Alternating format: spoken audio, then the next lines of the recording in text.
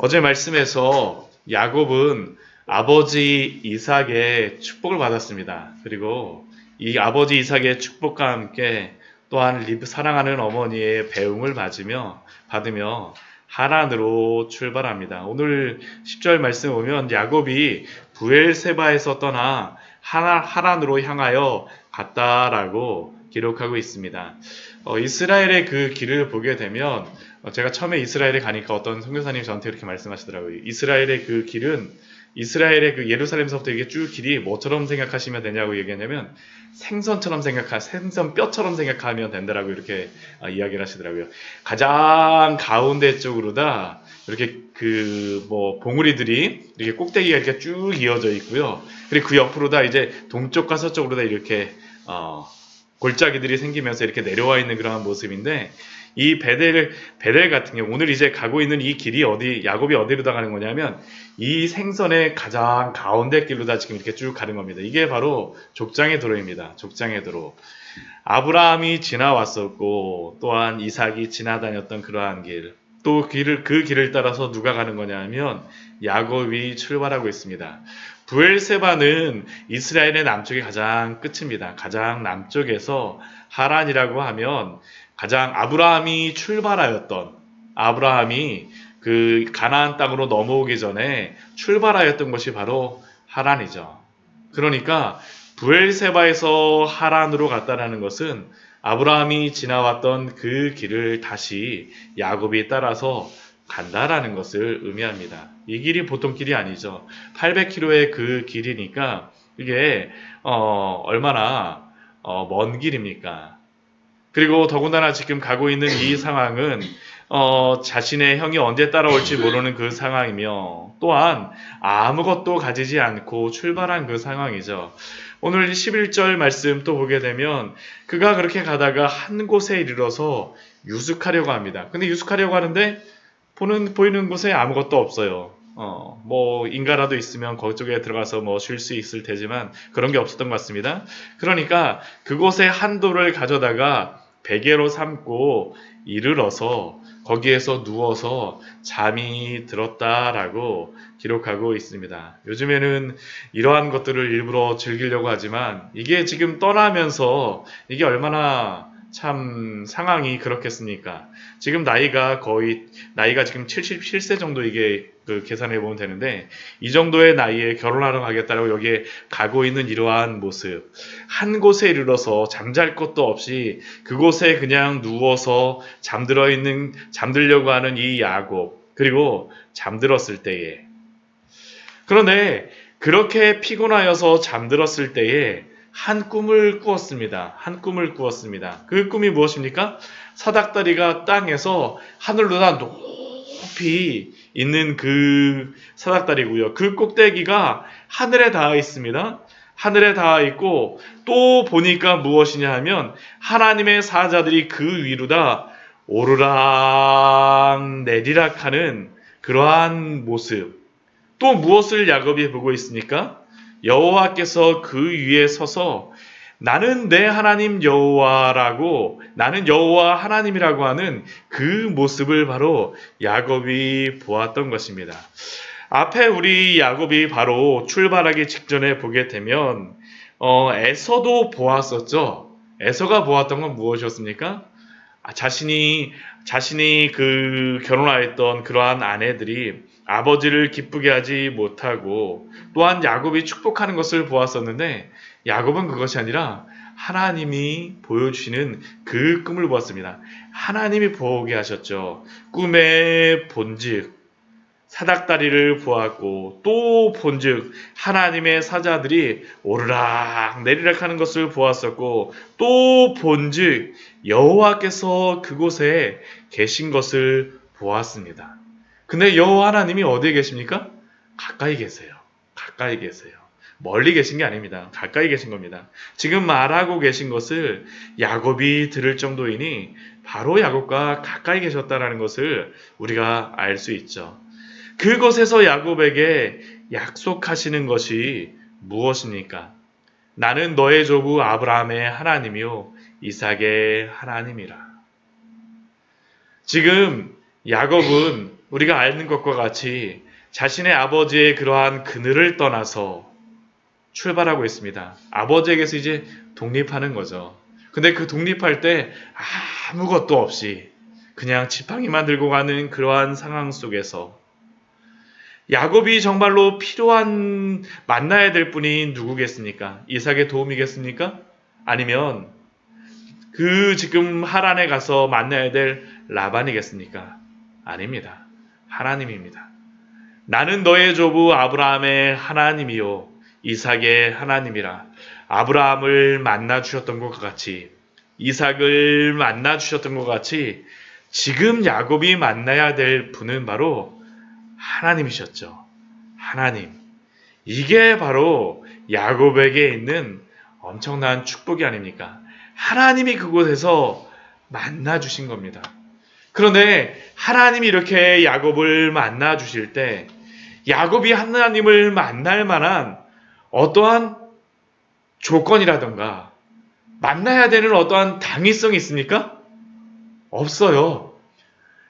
자신의 아버지를 속이고 자신의 형을 속이고 도망가고 있는 야곱의 이 모습은 사실 인간적인 그러한 것으로서는 드러내놓을 만한 것이 없습니다. 근데 왜 하나님이 야곱을 만나주겠습니까? 그냥 만나주세요. 은혜입니다. 은혜. 야곱이 하나님을 만난 것은 하나님의 은혜라는 것을 우리에게 분명히 말씀하여 주시죠. 우리가 하나님을 만난 것도 동일하지 않습니까? 하나님이 우리를 만나주신 것이고 하나님이 우리를 부르신 것입니다. 지금 야곱에게도 동일하게 하나님이 은혜를 베풀어 주셔서 그 밤 야곱을 찾아오셨습니다. 야곱의 하나님이 되어주시기 위해서 오신 것입니다. 그래서 야곱에게 주시는 그 축복이 무엇입니까? 그 아브라함에게 주셨던 그 하나님의 그 약속, 이삭에게 주셨던 그 약속을 동일하게 주십니다.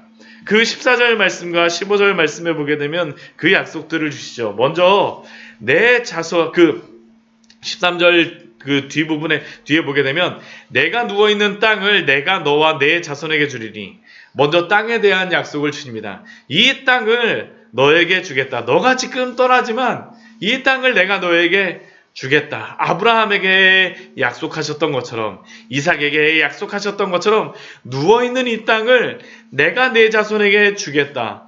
또 그 다음 주시는 약속이 무엇입니까? 자손에 대한 약속을 주시죠. 내 자손이 땅에 티끌같이 되어서 서쪽과 동쪽과 북쪽과 남쪽으로 이전에 아브라함이 자신의 조카 롯이 떠나갔을 때 서쪽과 동쪽과 북쪽과 남쪽을 쭉 보여주시면서 이 모든 땅을 주고 내 자손을 땅의 티끌과 같이 하늘의 별과 같이 주겠다라고 하셨었는데 지금 야곱에게 약속하십니다. 그리고 그 자손들이 서쪽과 동쪽과 북쪽과 남쪽으로 어떻게 됩니까? 퍼져나간다라고 합니다. 퍼져나간다. 이 퍼져나간다라는 게 참 재밌는 게 뭐냐면 이 퍼져나간다라는 단어를 아브라함에게도 쓰지 않고요. 이삭에게도 쓰지 않고 유일하게 야곱에게 쓰는 단어가 바로 이 퍼져나간다라는 단어입니다. 이게 바로 저희가 수요일날 바로 이 말씀을 같이 이 단어를 보았었어요. 어디에서 보았었습니까? 우리 30장 43절에 보면 바로 이것이었습니다. 아브라함이 그 야곱이 축복받았던 것이 바로 이것이었었죠. 30장 가장 마지막 우리 절에 43절 말씀해 보게 되면 우리 같이 한번 읽어보겠습니다. 이에 그 사람이 매우 번창하여 양떼와 노비와 낙타와 나귀가 많았더라. 매우 번창했다라는 게 많아졌다라는 정도가 아니고 이게 터져버렸다라는 그러한 의미였었는데 이 단어를 바로 여기에 쓰고 계세요. 그러니까 하나님께서는 야곱에게 주시는 축복이 그냥 축복이 아니라 막 퍼져나가 급속하게 야곱을 축복하시겠다라는 거죠. 그래서 그런가 야곱의 자손들이 서쪽과 동쪽과 북쪽과 남쪽으로 퍼져나간다라고 했는데 그 전에 아브라함은 아들이 한 명이었었고 그리고 또한 이삭에게도 2명밖에 안 되지 않습니까? 근데 야곱은 어떻습니까? 12명입니다. 12명이 어떻게 돼요? 이 가나안 모든 땅 서쪽과 동쪽과 북쪽과 남쪽의 모든 땅을 다 이 야곱의 아들들이 쫙 퍼져서 얻게 해주시죠. 야곱에게 주셨던 이 축복입니다. 퍼져나가는 이 축복. 하나님이 야곱에게 얼마나 이러한 축복을 주겠습니까? 근데 야곱이 듣기에는 어떻겠습니까? 이게 지금 77살에 지금 장가도 못 가고 거기 가갖고 라반을 만났을 때 그 딸이 결혼을 했을지 안 했을지 뭐 정말 딸이 있을지 없을지 사실 그것서부터 시작해서 여러 가지 생각이 많았을 텐데 퍼져나간다는 이 축복, 퍼져나가는 이 축복, 하나님께 믿음으로 나아가는 야곱에게 필요한 것이죠. 하나님이 주겠다라는 것입니다. 그리고 또 어떻습니까? 땅의 모든 족속이 너와 내 자손으로 말미암아 복을 받으리라. 우린 이것을 바로 보죠. 누구를 통해서 봅니까? 라반이 축복받지 않습니까? 라반이 퍼져나가는 그러한 축복을 라반도 고백해요. 너가 오고 나서 나를 이렇게 부유하게 하셨구나. 없었는데 하나님이 너가 함께 하시니까 이렇게 복을 받았구나. 야곱에게 주시는 이 축복이 바로 이루어지고 있습니다. 이루어질 것이죠. 아브라함에게 주셨던 그러한 축복, 이삭에게 주셨던 그 축복을 하나님이 야곱에게 주고 계십니다. 그리고 또 주시는 약속이 무엇입니까? 이삭에게 주셨던 그 약속이죠. 내가 너와 함께 있어. 임마누엘의 그 축복을 그 야곱에게 주십니다. 내가 어디로 가든지 다른 곳에 있는다 할지라도 어디에 가든지 간에 너를 지킬 것이며 너를 이끌어서 이 땅에 돌아오게 하고 또 허락한 모든 것을 이루기까지 너를 떠나지 아니하리라. 이게 바로 하나님이 야곱에게 주시는 그러한 축복입니다. 놀라운 축복이죠.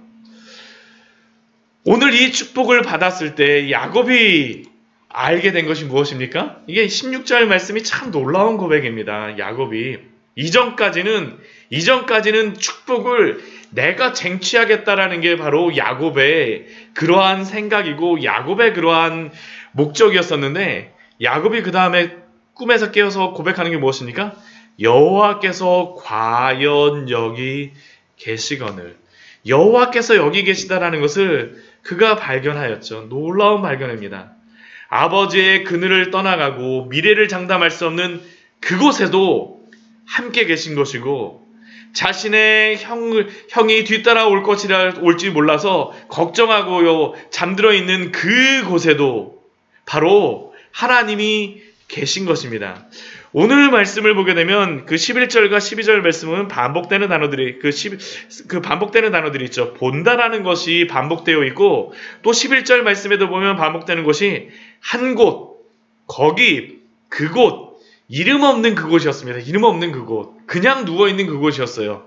야곱에게는 아무런 의미 없는 그곳. 그런데 여호와 하나님을 발견하게 되니까 그곳이 무엇이 됩니까? 베델이 되어지죠. 베델. 하나님의 집이 되어지는 겁니다. 하나님을 발견하였을 때 야곱의 반응이 무엇입니까? 17절 말씀이면 이에 두려워하여 이르되 두렵도다 이곳이요. 야곱에게는 지금 전혀 다른 두려움이 생긴 것입니다. 이전에는 내가 복을 못 받을까 두려워하고 내가 형에게 쫓기고 있다는 것을 두려워하고 아버지의 그늘을 떠나는 것을 두려워했는데 이젠 다른 두려움이죠. 무슨 두려움입니까? 하나님의 임재에 대한 두려움입니다. 하나님이 그곳에 계시니 죄 있는 인간은 그 두려움을 발견할 수밖에 없어요. 이 하나님 앞에 설 때마다 가지는 모든 인간이 발견하는 그러한 두려움입니다. 그 두려움을 야곱이 알게 된 것이죠. 하나님 앞에 서 있는 그 두려움. 이에 두려워하여 이르되 두렵도다 이곳이요. 하나님을 만나게 된 그 은혜가 있는 것이죠. 그리고 그곳을 하나님의 집이요 하늘의 문이다 라고 야곱이 고백하며 베델이라고 그가 이름을 붙이고 있지 않습니까? 그곳에 오늘 찬양을 불렀던 것 같이 자신이 베개로 삼았던 것을 돌을 가져다가 기둥을 세우고 그 위에 기름을 붓고 그곳 이름을 베델이라 부르는 그러한 야곱의 이러한 모습들. 그러네 이러한 것이 바로 우리들도 예수 그리스도를 만날 때에 발생하는 것이죠.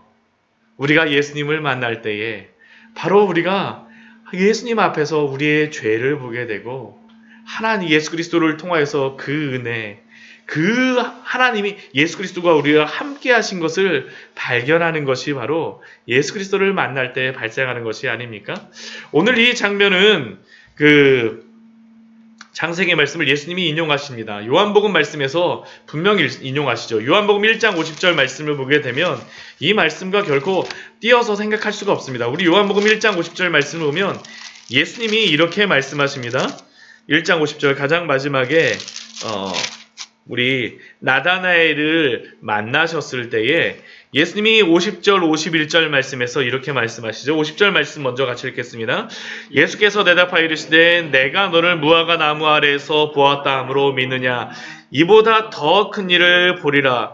그 나다나엘을 만나시면서 너가 나를 무화과 나무 아래에서 보았다라고 믿느냐 이보다 더 큰 일을 볼 것이다. 더 큰 일을 볼 것이다. 그 더 큰 일이 무엇입니까? 우리 51절 같이 읽겠습니다. 진실로 진실로 너희에게 이르노니 하늘이 열리고 하나님의 사자들이 인자 위에 오르락 내리락 하는 것을 보리라 하시니라.